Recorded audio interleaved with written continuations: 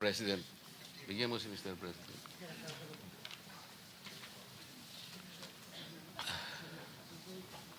Manatili ka muna nakatayo kasi nunumpa ka.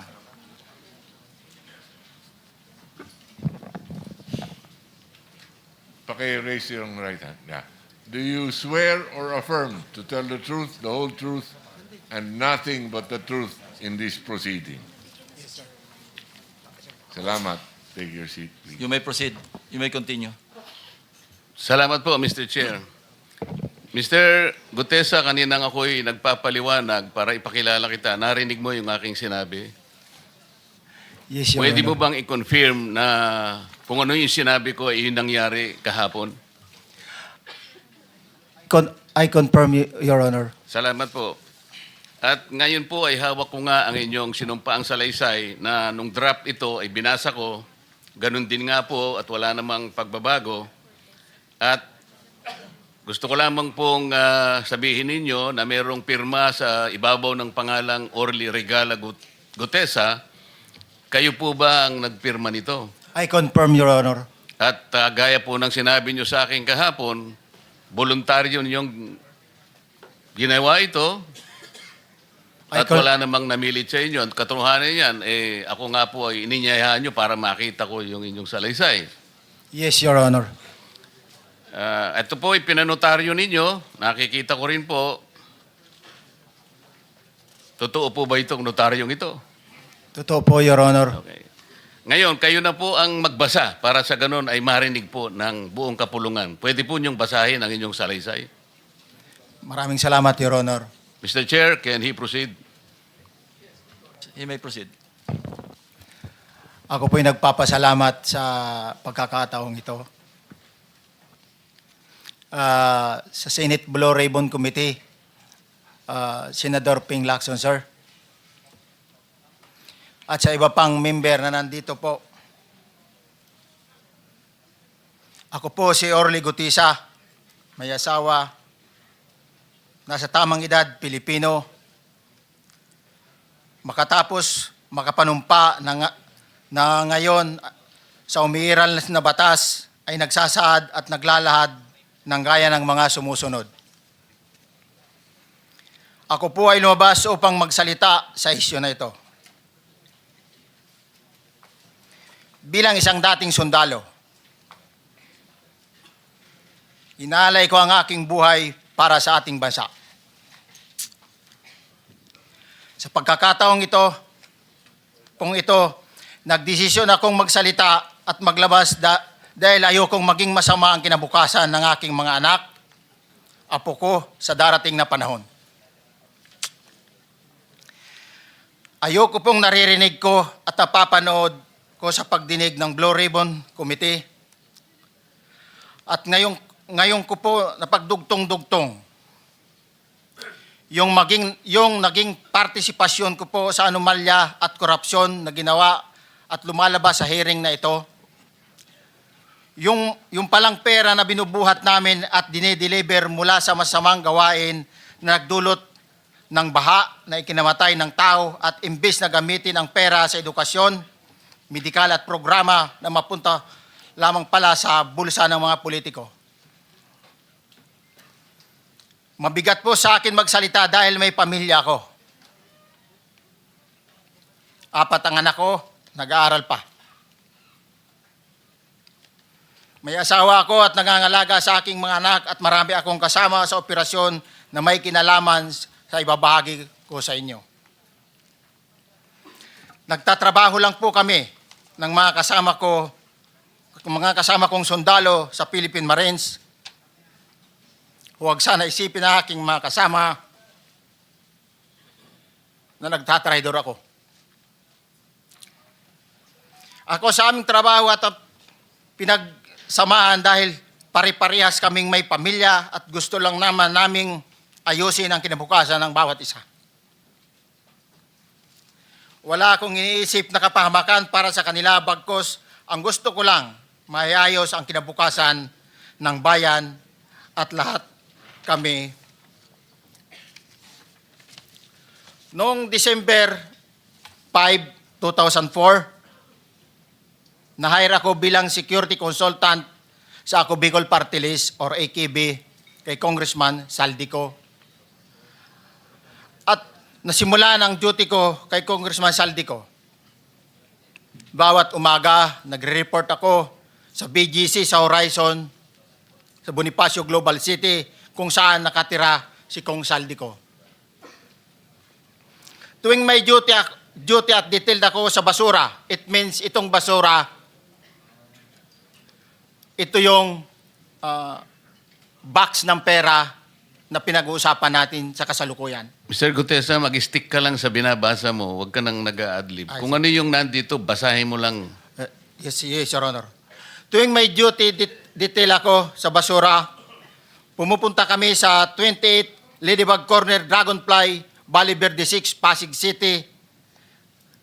Tagabuhat lang ako ng malita ng basura. Ang ibig sabihin ng basura ay malita na may lamang pera. Ang bawat malita ay may lamang humigit kumulang 48 million pesos.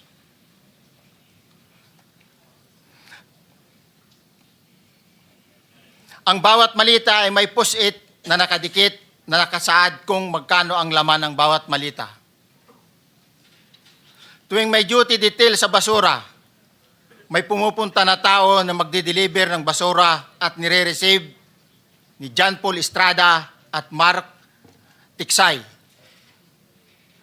Ang mga executive assistant ni Congressman Saldico at sila ang mga detailed sa mga ganyang activities. Ang mga nangyayari kapag duty kami sa basura, kalimitang dinadala sa bahay ni Congressman Saldico sa Valle Verde 6 at tinatanggap naman ni Mark at ni Paul. Pagkatapos naming may baba ang nasabing basura, ipinapasok sa bahay ni Congressman Saldico sa Valle Verde 6 at binibilang ni Mark at ni Paul. Alam ko na ang laman ng malita ay pera sapagkat nakita ko si Paul na binuksan ang malita at inilabas ang laman para bilangin. Ang isang ehemplo na nagdala ng pera ay si Congressman Eric Yap ng AXIS Party List. 46 na malita ang dala niya sa bahay ni Congressman Saldico sa Valle Verde 6. Pagkatapos mabilang, isinakay namin sa mga sakyang patungo sa Horizon Residence sa Taguig. At dumiretso kami sa basement upang may baba ang nasabing basura. Bago ibaba ang nasabing basura, ito, Merong napuputol sa binabasa mo eh. Huwag kang magmadali. Huwag kang magmadali. naputol na, Ulitin mo yung paragraph 20. wala na akong, hindi ko makita na putol na siya.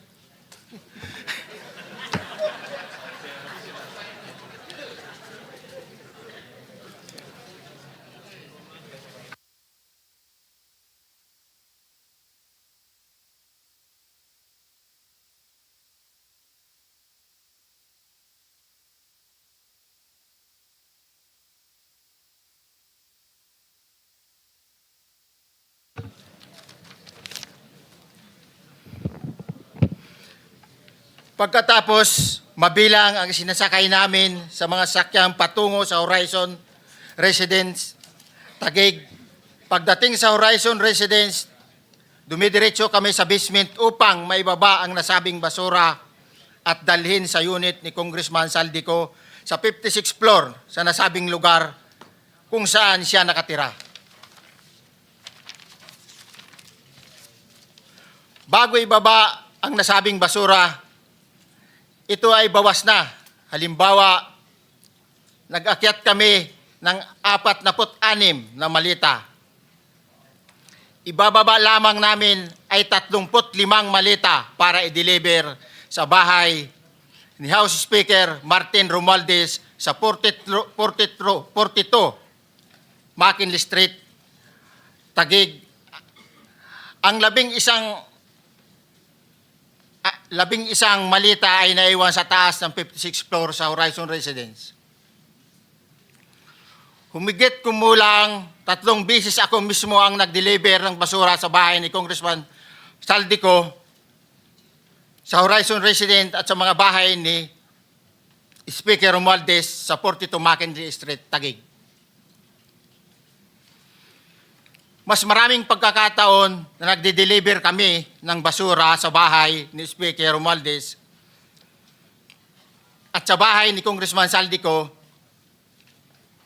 dahil iba-iba kaming mga nakadetailed na close-in, backup at advance party na nagkakaroon ng rotation. Sa huli, ako po ay nagnanais na mapasailalim sa Witness Protection Program dahil alam ko po na nanganganib ang buhay ko at ang aking pamilya sa ginawa kong paglalahad na ito. Sa katotohanan na ang lahat ay nilagdaan ko, ang salaysay na ito ay kusang loob at walang anumang pamimilit at bunsod lamang ng hangarin matulungan ang ating bansa. Ito po ay nilagdaan ko, Your Honor. Thank you, Orly. Before you proceed, meron lang ako papakitang litrato sa iyo, no? I-confirm mo, kasama na rin si Bryce, kung yan ba si Paul na binabanggit mo. I confirm, Your Honor. Yun nga po, Your Honor. Siya po. Okay, so, yeah, for the record, andito po yung litrato nung binabanggit na si Paul. Ang palyado nito.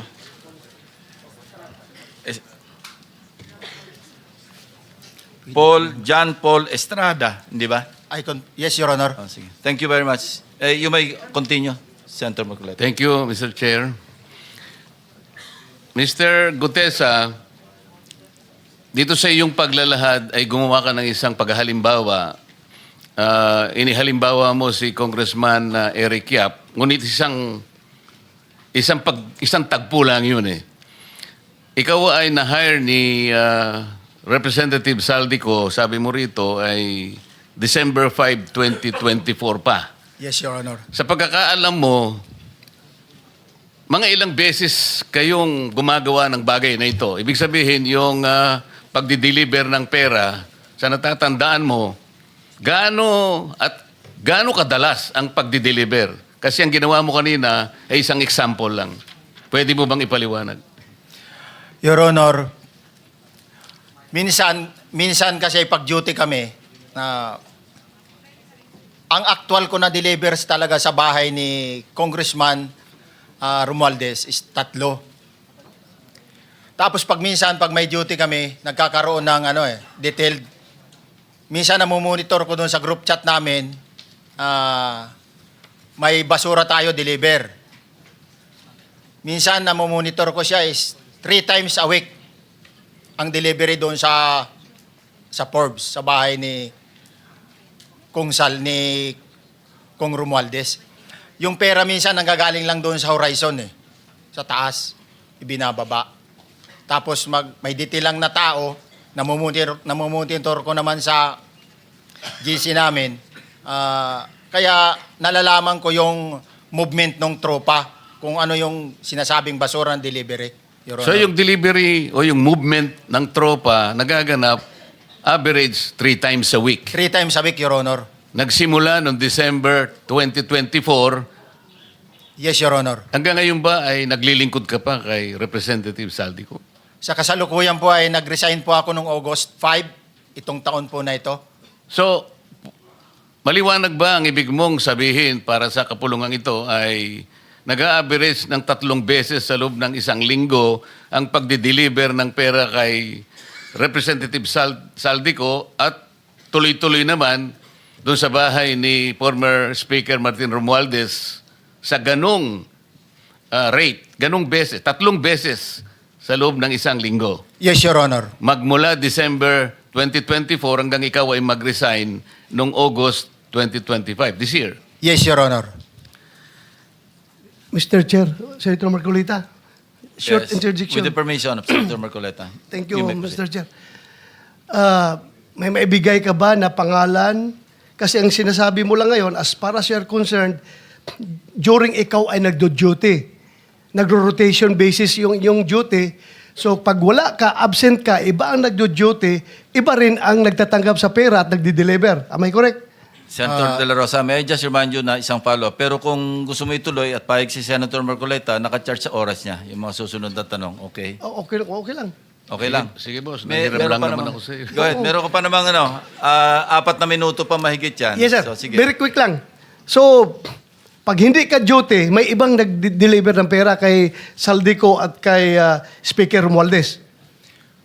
Pag nangyayari yan, sir, pag hindi ako duty, may makadetail talaga sa basura na yan. Pero ang authorized lang na mag-deliver at mag-receive niyan is yung 2 tao na binanggit ko, which is John Paul Estrada and Mark Tiksay. Okay. Thank you, Mr. Chair. Thank you, Senator Marcolita. Mr. Gutesa, sa panig ng pagdi-deliver sa bahay ni former Speaker Martin Romualdez, sinong tao ang nagre-receive? Sa mga ganun, sir, ang may contact, Your Honor, is yung si Paul at si Mark lang ang may contact doon sa receiver. So pagdating doon, nakabukas na yung gate doon sa Forbes, pumapasok na lang kami. Then pag nabuhat na namin yung mga malita na ibaba na, so lalabas na kami. Wala na kaming basta may deliver lang namin yung mga basura doon sa bahay, wala na kaming noon, Your Honor. Alin-aling bahay Yung ang 42. pinagdi-deliveran mo sa panig ni former Speaker Martin Romualdez? Yes, Your Honor, yung 42, yung dito sa may Forbes Park. Yun lang? Wala nang iba? Mayroon pa yung bago nakaraan doon sa 19 Nara, yung dating bahay ni Michael Yang. Sa pagkakatanda mo, mayroon pang ibang lugar na kung saan nagdi-deliver kayo? Sa Aguado, dyan sa Malacanang. Aguado? Excuse me, Senator Marcoleta. Sino Michael Yang? Yung dating sa Pugo yata yon. Sa? Yung dating sa Pugo. Yung Michael Yang. dating bahay ni Michael Yang. Dating bahay. Yes, Your Honor. Okay, thank you. Ibig mo sabihin, nabili ni Speaker Martin yung bahay ni Michael Yan? Allegedly, Your Honor. Pero paano mo alam na bahay ni Speaker yon? Kasi doon na nagde-deliver yung tropa nung hindi na nagde-deliver doon sa 42, Your Honor. Ngayon, sinasabi mo meron kayong chat. Nagagamit mo yung chat para ma-monitor mo yung rate ng delivery at kung sino-sino yung nagdi-deliver? During the time nung nandoon pa ako, Your Honor. Mr. Chair, salamat po at baka meron po pong Thank you. gustong itanong ating May mga kasama. papakita pa ako isang litrato pa, no? Identify mo lang siya. Sino yan? Mark Tiksay, Your Honor. Meron pa ba nakakakilala sa kanya bukod sa'yo? Dito? Wala. Nabanggit kasi ni Engineer Alcantara rin dito eh. Sa salaysay mo noong September 23, sinasabi mo, hindi ko po siya na-meet during pagdadala. Ang tao niya po ay may alias lang na Paul at Mark. Na-meet mo ito si Mark, Engineer? Sa Valle Verde po, once lang po. So, kinukonfirm na si Mark Texa ito? Mark po and Paul, karaniwan po. Okay, thank you. Thank you, Senator Marcoleta. Mr. Chair, may tatanong lang po kung Yes. with the permission of Yeah, okay. Senator Marcoleta. Mr. Orly, sabi niyo po 46 na maleta na nagkakalaman po ng 48 million bawat isa. Tama po ba? Based doon po sa level nung malita na nakita ko, Your Honor. Paano po nalaman ninyo na 48 million po ang laman ng bawat isa? Kasi bawat malita po, mayroon siyang post-it na nakalagay, may sign na 48. Lahat po yun may 48. Yes, Your Honor. So, yung 46 maleta, 48 million ang laman ay nagkakahalaga po ng 2.2 billion. Alam niyo po ba yan kung 3 times a week ang sinasabi ninyo ang delivery? Based sa my experience, doon lang ako naka-experience ng 46 nung time na yon, Your Honor. Hindi naman po every week or monthly ito. Yes, Your Honor. So at one point, yung 46 na maleta, 48 million ang laman, 46 times 48 million ay 2.2 billion. Excuse me, Senator Marcoleta, paubaya mo na sa kanya yung oras na naiwanan mo, now 1 minute. Isang tanong na lang. Sige, okay. 2.2 billion. Ganun po yung multiplication eh. Siguro, Your Honor, yun ang lumalabas. So one time lang po ito. One time lang po, yung time ko lang yan, nung panahon na na-identify ko si Congressman Yap, Your Honor. Alright, maraming salamat po. Thank you. Yung paghalimbawa mo, kaya mo ginawa, dahil yun ang pinakamalaki. Yes, Your Honor. Pero pangkaraniwan, dahil 3 times a week, mga ilan sa tingin mo yung karaniwang na i-deliver? Ilang maleta? Usually, pag nanggagaling na sa Horizon, na idine-deliver na doon sa Forbes, minsan mayroong 15 or kaya 18 ang malita. Pero yung malalaking malita yon na nagre-rate yung bawat malita, minsan mayroong 48, may 50. Sa mga tweet, Mr. Gutesa, pangkaraniwan, 15 to... 15 to, Your Honor? Yun ang average, pangkaraniwan. Yes, Your Honor. Yung nabanggit mong nabigla ka sapagkat malaki, 48, yun lang kay Congressman Eric Yap. Yes, Your Honor. Yun ang time na nakita ko talaga yung ganung kabalk Okay. yung balita na yun, Your Okay. Honor. Mr. Chair, payagan niyo sana akong magtanong lang ng isang tanong kay Mr. Diskaya. Mr. Diskaya, naalala mo, nagkaroon ka ng supplemental affidavit na binasa mo dito. Medyo mahaba pa nga di ba? Naalala mo yung nakaraan? Ito yung supplemental affidavit mo. Yes po, Your Na Honor. may petsang September 23, 2025. Ito yung nakaraang hearing natin. Yes po, Your Honor. Napansin ko kasi nung pinakinggan ko yung tiningnan ko sa ating transcript, parang hindi mo binasa yung paragraph 30 na kung saan binabanggit dito yung DPWH Region 1. Chinek ko talaga kaninang umaga, nirecheck ko uli, hindi nasama sa binasa mo ito. Ano ito, nagkamali ka lang o... Your Honor, talagang hindi ko po nabasa dahil masyado na pong mahaba yung ano ko. Yung binabasa ko po. Hindi nga, sabihin mo na nagkamali ka lang, hindi mo sinasadya. Hindi po sinasadya. Pero dito po, wala rin po eh. Hindi nakasulat. Baka nakalimutan pong ilagay, kaya hindi ko po nabasa. Tsaka pinatigil po ako doon sa... Nakatigil... Ito, sorry. Nagkamali po ng page. Ito po, 30 po sa Region 1. Meron pala. Oo nga, nandito yung paragraph 30, DPWS Region 1. Yes po, Your Honor. Pero nung checking ko yung transcript, hindi mo binasa ito. Opo, yes po, Your Honor, kasi mahaba na po. Hindi, nabasa mo yung 31 hanggang 37 eh. Ito nalaktaban mo yung 30. Kaya lang ako nagtataka, kaya tinatanong kita, sinadya mo ba to o nagkamali ka lang? Hindi po, Your Honor, kasi napatigil na po ako noon nung... Hindi sa nga, dulo sagutin po. mo, nagkamali ka lang, Hindi po, Your Honor. Hindi po ako nagkamali. ano nga, sinadya mo? Hindi po, Your Honor. Bali, alam ko po parang pinatigil na po ako dito dahil masyado na pong mahaba yung binabasa ko. Hindi, ganito. Pinatigil ka, nung pagpatuloy mo, nakaligtaan mo yung number 30. Hindi mahaba pa yan eh. Nalaktawan mo siguro. Yes po, Your Honor. Yeah. Para maliwanag lang. Oh, Hindi gusto ko lang sinadyang maliwanagan pinatik- kasi Yeah. nabanggit ko na kanina na naimungkahi ko na sana'y tawagin din si Governor Chavit Singson. Baka ka kung may connecta doon sa ano mo, baka ka kung sinadya mo. Ngayon, kung sasabihin mong nagkamali ka lang, tatanggapin ko yon. Your Honor, hindi po ako nagkamali. Naalala po, hindi lang po nabasa. Okay. Salamat, Mr. Chair. Ang susunod po ay si Senator Risa Hontiveros. You may have the floor. Salamat po, Mr. Chair. Isa munang follow-up question kay Ginoong Guteza. Paano niyo po nalaman na bahay yun ni Michael Yang? Kasi dati po, may mga security po na kasama na ko na dati is doon po yung bahay ni Michael Yang eh. Mga security na dati niyong kasama na nung panahong iyon ay security ni Michael Yang, nung panahong bahay niya yon. Yes, Your Honor. Okay, salamat po, Ginoong Guteza. Ngayon, Mr. Chair, narinig natin kanina yung testimonya ni Yusek Bernardo na Yusek for Regional Operations for Visayas NCR and Region 4B. So, hindi na po nakakagulat kung yung modus operandi nila sa Bulacan ay ginagawa rin sa ibang lugar na sakop niya.